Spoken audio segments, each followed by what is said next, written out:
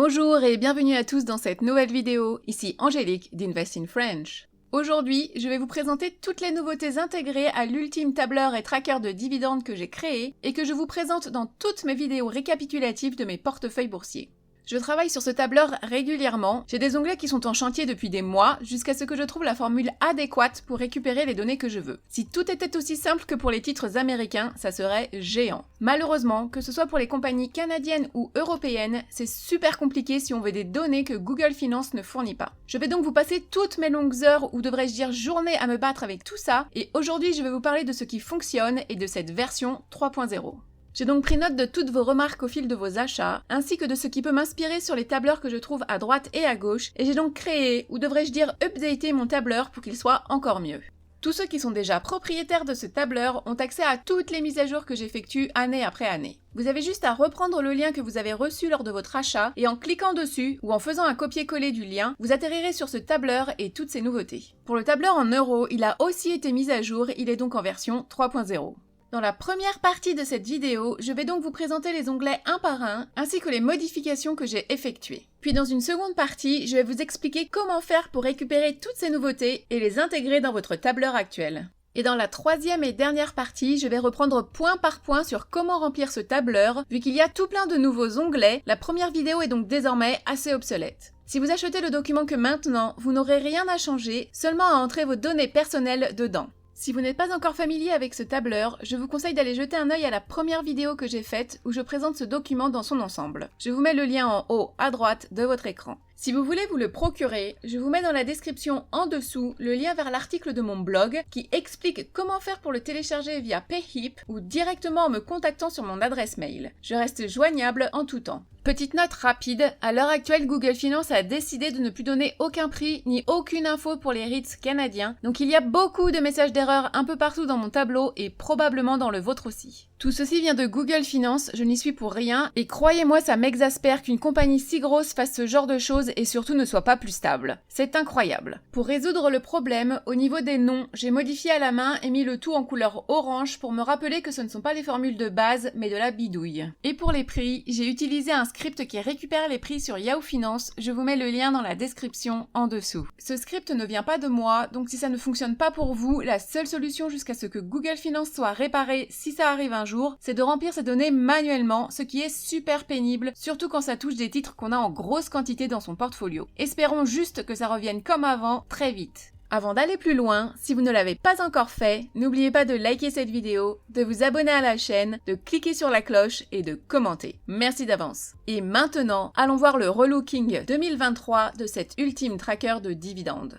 Comme vous pouvez le voir au premier coup d'œil, il y a tout plein de nouveaux onglets. J'ai écouté et pris note de toutes vos remarques et j'ai donc fait quelques changements assez drastiques. Je vais vous expliquer la meilleure façon pour les intégrer à votre tableur d'ici quelques minutes, mais avant cela, je vais essayer de vous présenter toutes les modifications que j'ai effectuées en espérant que j'en oublie aucune. Le premier nouvel onglet est le compte AAA, qui veut dire compte année après année. Cet onglet regroupe tout ce qui touche à la valeur de vos comptes, en séparé et en combiné, par mois, par trimestre et par année. La plupart des tableaux s'auto-remplissent et de même pour les différents graphiques. J'ai même découvert ces jauges que je trouve trop cool et super pratiques pour voir son avancement par rapport au goal qu'on s'est donné. Une motivation supplémentaire pour les faire pencher du bon côté. Et comme toujours, seules les cases en jaune pâle sont à remplir et comme vous pouvez le voir, il n'y en a pas des masses sur cet onglet.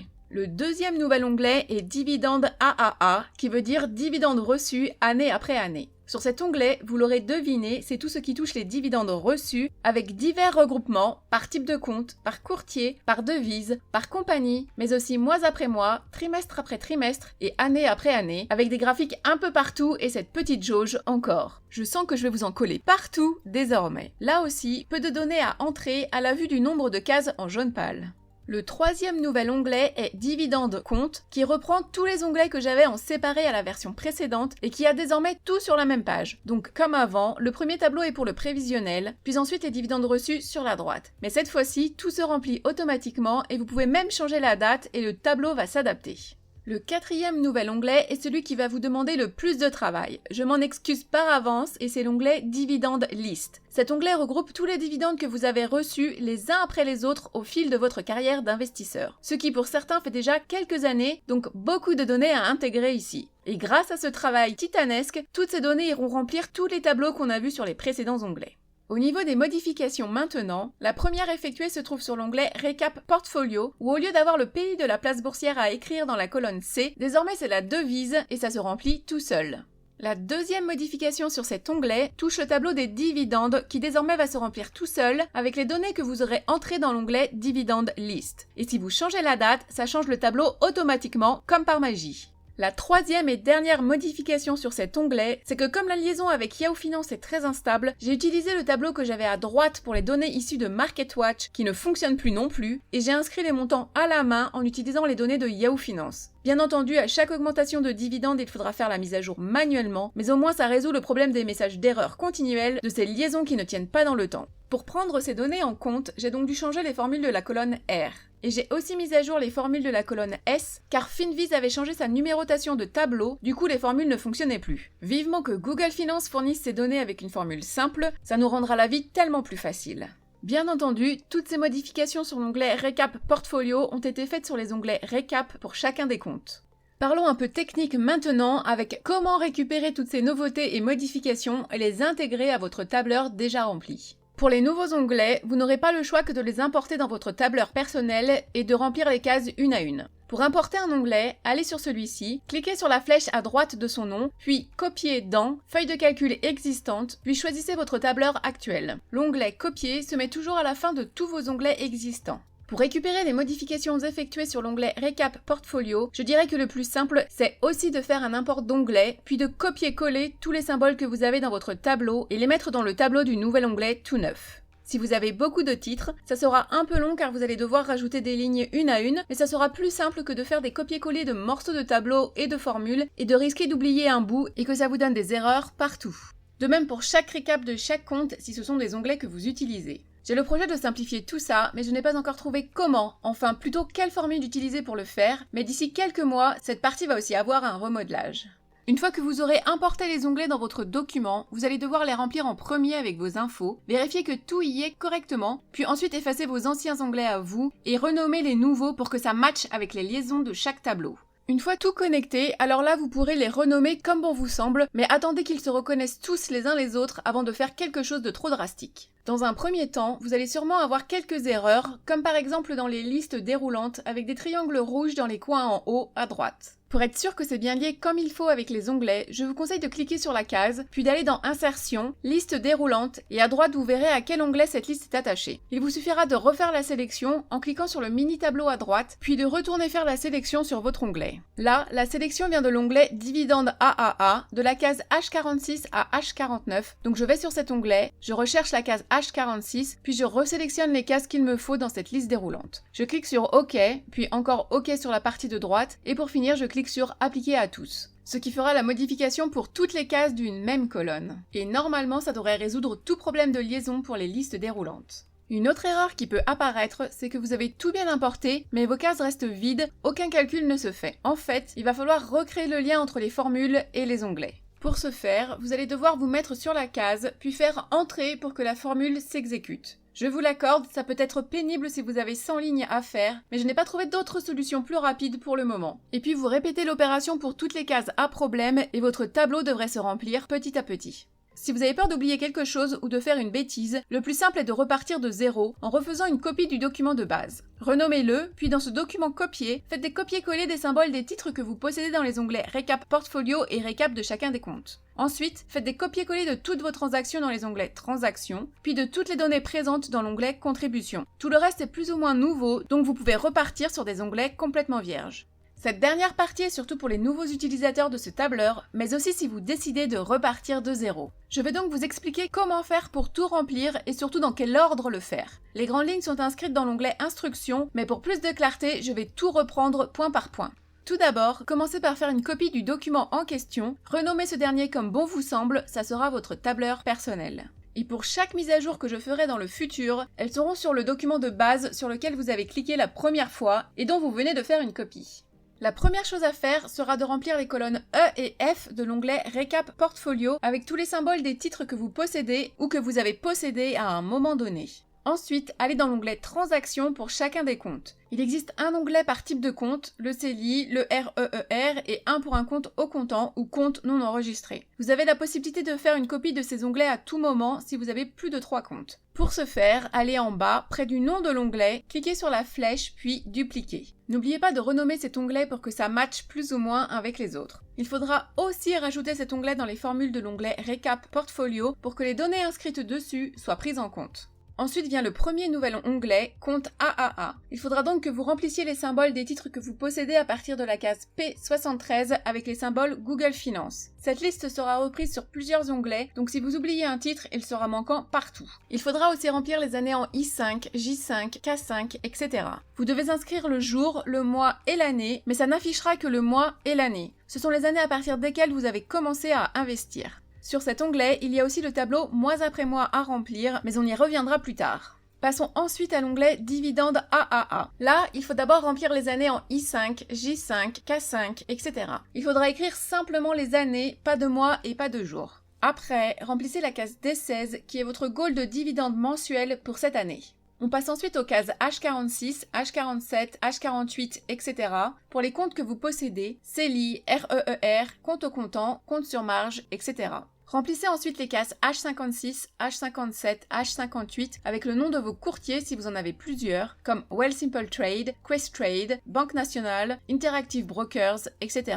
Passez ensuite aux cases H65 et H66 si vous avez des comptes en différentes devises. Ces mini-listes seront reprises sur plusieurs onglets, donc soyez concis dans les noms mais toujours précis pour savoir de quoi vous parlez.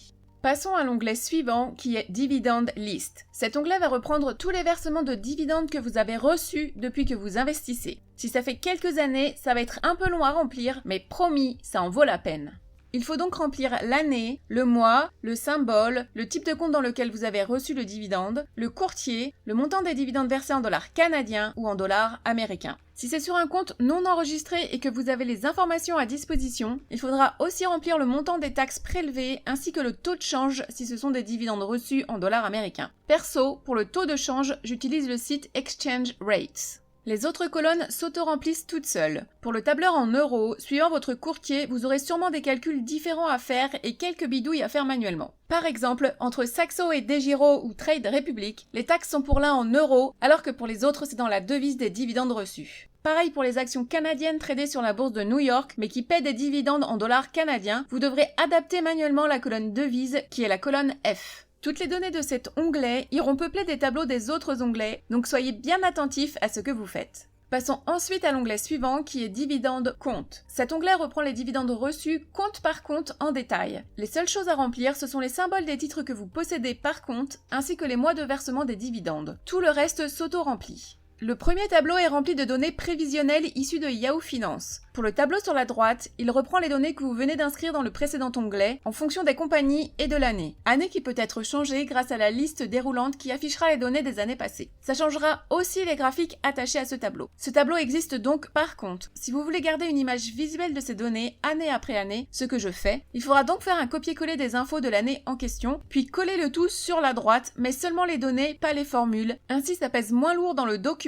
Et puis de toute façon, ce que vous voulez garder, ce sont les chiffres et rien d'autre. C'est pour ça que sur mon tableur personnel, il y a aussi le symbole des compagnies sur le côté droite, car quand je vends un titre, j'aime bien faire place nette sur le tableau de gauche, donc j'efface cette ligne, mais je veux tout de même garder une trace de tous les dividendes reçus les années passées par toutes les compagnies dont j'étais actionnaire. Retournons dans l'onglet Compte AAA pour remplir ce tableau de compte mois après mois. Là, il faut remplir les mois et les années par ordre chronologique bien entendu, en commençant avec le premier mois de vos débuts en investissement boursier. Ici c'est janvier 2021, mais ça pourrait être octobre 2017 ou toute autre date. Ensuite, vous devez inscrire la valeur de vos comptes pour chacun des mois, les uns après les autres, enfin, si vous avez les infos. Je sais que certains courtiers ne fournissent ces données qu'une fois par trimestre, ce qui est très frustrant. Sur ce tableau, on peut aussi voir que la colonne B est cachée. En fait, elle reprend le jour, le mois et l'année de la ligne, mais en chiffres et est utilisée uniquement pour ce graphique. Une fois que vous aurez rempli ce tableau, ça ira peupler les autres tableaux et les graphiques de cet onglet. Passons maintenant à l'onglet Récap dividendes où vous devrez mettre tous vos titres qui vous paient des dividendes en colonne B en utilisant la liste déroulante, puis il faudra aussi remplir la colonne Q avec la devise de cet argent reçu. Ce tableau donne le montant prévisionnel par mois et par compagnie que vous êtes censé recevoir. Il vous permettra de voir quel mois et ou quelle compagnie vous devez augmenter votre position pour recevoir encore plus. Et pour finir, il faudra remplir l'onglet Contribution pour savoir où vous en êtes dans vos dépôts d'argent dans votre CELI par exemple, pour ne pas dépasser de trop, sinon attention aux pénalité de Revenu Canada. Ce tableau ira aussi auto-remplir un tableau dans l'onglet Compte AAA.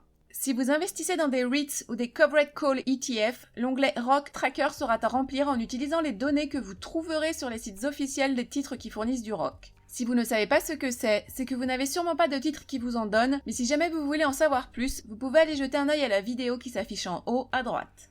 Et voilà, c'est fini pour aujourd'hui. Merci à tous ceux qui me font confiance et qui sont déjà propriétaires de ce tableur. Pour ceux qui envisagent de l'acheter, j'espère que vous en serez contents et que cette vidéo sera assez détaillée pour vous aider au mieux à le remplir. Si ce n'est pas le cas et que vous avez des questions, je reste joignable à tout moment sur mon adresse mail qui s'affiche à l'écran. Donc n'hésitez pas. J'ai eu quelques remarques comme quoi mon document avait trop d'onglets. Surtout n'hésitez pas à supprimer tout ce qui est de trop pour vos besoins. Comme par exemple chacune des récaps par compte et de ne garder que la récap totale du portfolio. Ce document peut être adapté à chacun d'entre vous, mais si vous n'êtes pas sûr de ce que vous faites, vous pouvez toujours me contacter en privé. Dans un futur plus ou moins proche, je vais essayer de le modifier encore pour réduire le nombre d'onglets tout en ayant plus d'infos, de graphiques, de tableaux, etc. Mais il restera cependant toujours avec plein d'onglets car c'est ce que j'aime d'avoir la possibilité de voir chacun de mes comptes en séparé, des données sur la valeur de ces comptes, les dividendes que je reçois, etc. Donc oui, ce tableau pourrait avoir seulement 3 onglets, mais ça ne serait pas moi et mon sens du détail et des chiffres. Si jamais vous avez des fonctions ou des paramètres que vous voudriez voir intégrer ce document et que vous avez des demandes particulières, n'hésitez pas à me contacter sous la vidéo ou sur Facebook ou par email, je reste disponible en tout temps. Merci à tous ceux qui ont déjà acheté ce document depuis les 2 années qu'il existe. J'espère qu'il vous permet de garder toutes vos transactions en ordre, que vous prenez du plaisir à le remplir ainsi qu'à le maintenir à jour tous les mois et qu'il vous permet d'avoir un œil vigilant sur tous vos investissements en tout temps. Et surtout que voir le total des dividendes évoluer mois après mois vous permet de rester motivé, d'avoir des étoiles dans les yeux et des papillons dans le ventre en pensant à la tournure que tout ça va prendre dans un futur très proche. Pour ceux qui veulent le recopier ou s'en inspirer pour créer leur propre tableau, vous êtes les bienvenus de le faire. Il faut juste savoir que ce document n'a pas été créé en un jour et qu'il vous faudra des heures de travail pour en venir à bout, alors bon courage. Merci à tous pour votre fidélité, n'oubliez pas de liker la vidéo, de vous abonner à la chaîne et de commenter. Merci encore et à bientôt.